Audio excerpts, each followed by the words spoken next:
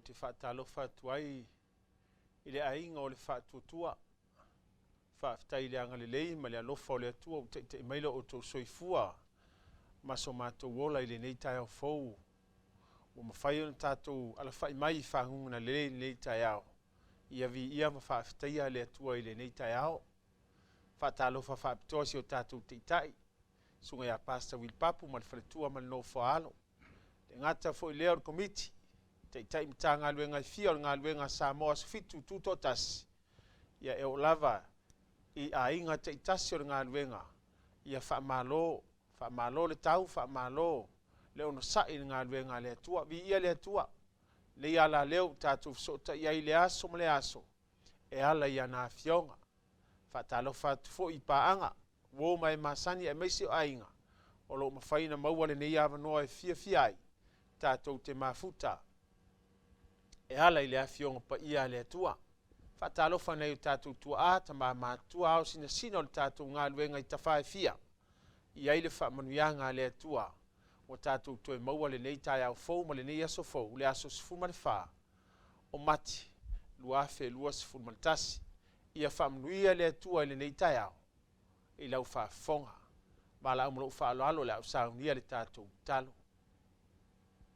Le atua pa iae lo mātou tamā o le langi. Whaaftai tele i le nei tai au. Wa e tai mai le soifua o auna e maise o mātou tangata manai o mātou ainga. Leo o mātou whelo iai lunga o penga ta whailangi le nei tai au e ala iau fionga. Tali tonu o mātou loto lo iai lau whamunianga i ta whae fia o lo iai lau no. O lo ainga o e alo lofa whamaoni i a te oe. O le nei tai au o le i whiangai i mātou i tiu te mawhaiva.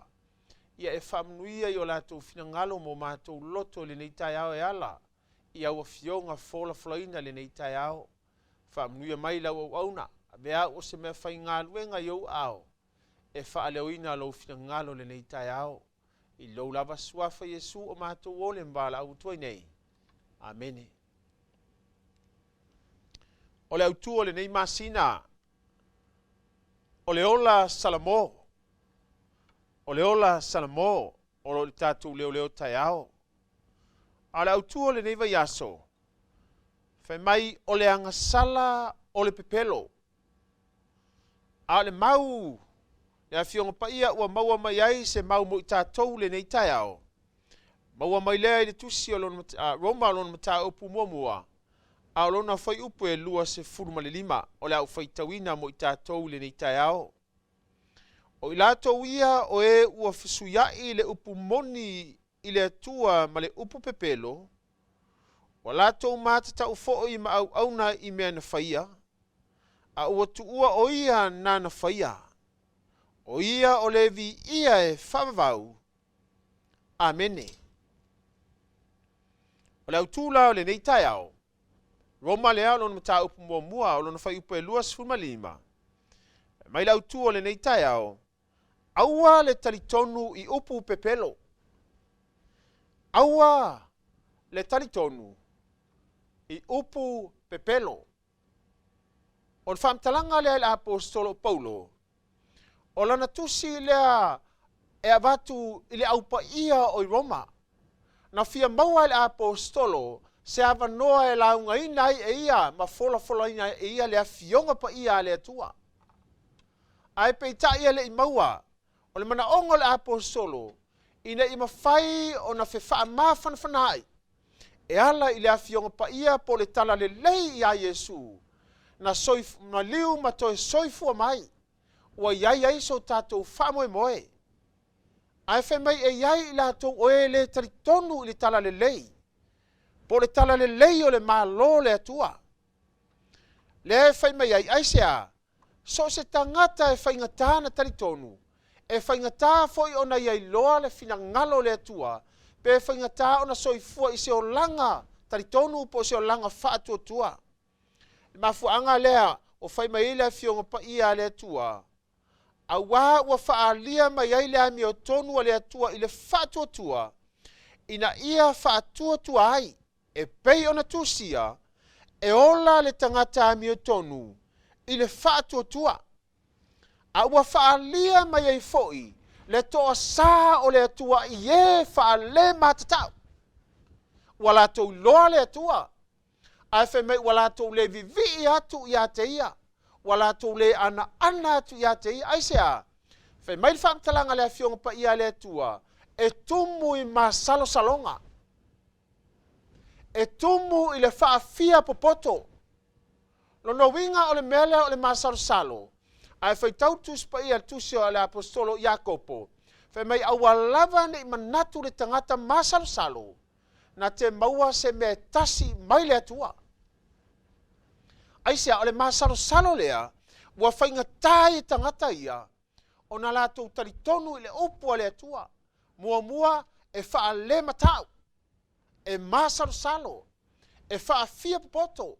Whai mai ua wha vale le ina o lātou loto. Si alanga sa ua mene. Le matau tia o le tangata masalo salo. O le alo le matau tia. Le whai upo le nei tai au.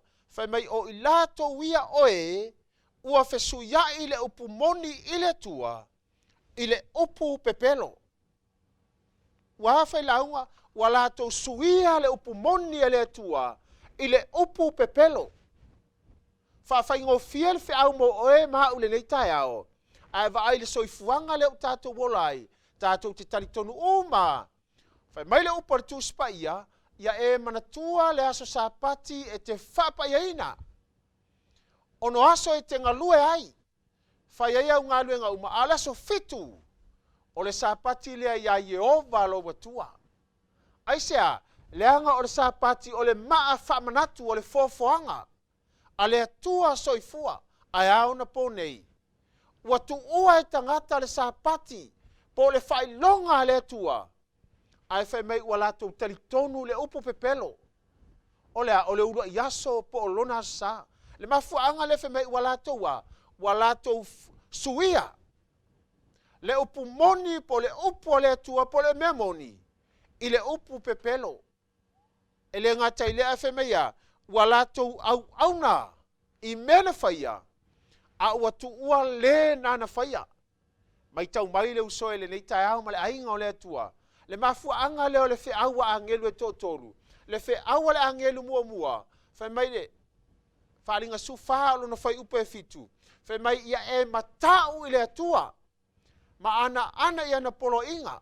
Le ngate le fai mai ia e ifo. A watu ia te ia le vi inga. A o fele wa ave e le vi inga i ona ponei. Wa ave le vi inga i tangata. Wa ave le vi inga i mea na whaia. A watu ua le nana whaia. Watu ua le atua soifua. Mafuanga le whai mai a. Aua le taritonu i upu pepelo. Aisea, leanga o le pepelo. Le ainga o le atua o le pepelo. E sau mai le fatu o satani. Pai tau mo lua te salonia o le mta upo e lua no whai upo e sifudu whai upo e sumantasi. Whai mai a waa. Wala tau talia le. Wala tau le sau fo ipe le sau a satani. Wala tau le talia le upumoni ma le fia iai. O le mea lea, wa awina tu ai e le atua ia le na tau le ngā luenga e whaasese ai. Ina ia la tau talia lea, le upu pepelo. Le aingo le atua ao ona e whaipea ma e le taritonu le atua. E ele teimi e whaatanga i le atua. Mea se te taritonu iai. Aisea, e mana o le atua ina ia o hao ma o hai tātou. E tusa o lona fina ngalo. Ai whai tau tusia, Ioane alon mata upo e vanu, whai mai a, ua o tau loa nai lo o tau tamaa o ti Apollo. Whai mai a tau tala ia i pepelo, o lana lava lea e tau tala ai. Ai sea, whai mai a wā o ia o le pepelo, o ia foi o le tamaa o le pepelo. Lona winga o satani, o ia o le pepelo. Le mafuanga lea ua whai mai ai le leo tae hao le nei tae hao. Aua e te taritonu i upu pepelo. Ai sea, ao na e taritonu le mea pepelo. Ma le inga pepelo. Wa matano e la atu e vea o e maau. Au na wha maoni a satani. Au na wha maoni a satani. E a matai e wha tupu a satani ni mua masarusalo. Ao na tupu le masarusalo. Na e vaile le sau al wha fia poto i aisea. Ao tua umau na mea. Wa tangia ai le wha le matau. Amene. A le whanau naunga o le atua, e ala le leo tau ia e maua ma o soifua i se o langa salamo mai le angasala salamo mai le lalolangi salamo mai le o langa tuai ai atu ina atu lo soifua e whaongaina i a ao alofa o le atua Iane le valu alona fai upe tōris fumalua fe mai e loa foi o tou le mea moni e tu sa loto foi o tou e le upu moni aona e silafia le upu moni e le atua e te sa loto ai ai sea Iane alona fai upe Iane su falu fai upe ono fai mai o unei le ala upu moni o Yesu wa e talia ina Yesu i lo fina ngalo malo loto wa e soifua i se soifuanga e a ina se soifuanga wa soifua Yesu le ngata ile wa e soifua i se o langa whapa ina e ala ila na fionga pa ia Ioane su fitu ia e whapa ina ila tau i lawa fionga o le upumoni lea le upumoni o le tula fono le atua salamo se lau sfuluiva o fai upe se lau falua o lau amio tonu le atua le amio tonu e whamavau o le mea moni fo i lau tula fono ona e loa le mea moni Ioane valu tau sumalua fai mai e tu sao loto foi o tou le upumoni mafuanga le fai mai ia aua le taritonu i upu pelo ai a soifua maola i se o langa salamo whamanuia le atua le nei tai au tiu te mawhaiva siri ana whamanuianga i se o tātou teitai ta whaefia o lo tutu mai lau whai ngā ruenga pa ia le atua ia tātou maua le malosi tātou te whaatino ai le ngā ruenga le atua i toi taimi wa e soifua mo tātou wola ai whamanuia le atua i lau whaafonga le nei tai au no Isu Amene le atua pa ia e lo mātou tama o le langi whaafitai au a fionga le nei tai au ina ima whai o na mātou taritonu mai loa le ali e o loo soifua oe le atua moni e tō tasi ona le mawhai le se tasi ona ave sea ia i mātou ona whaaseseina o lau nuu po o lau whanau o loo soifua ma whaatua i eile aso e te afio mai ai whamnuia le li e lau nuu lau ainga o au i so te tawhao le neila lo langi o loo iai lau ainga e kalesia i ai lau whamanuianga tiu te mawhaiva le nei aso tātou malau wa fio se iei ufo i le nei aso i naua po fo i ama tu mawatu lo vi inga ona o Yesu o mātou o le mbala au toi nei. Amen.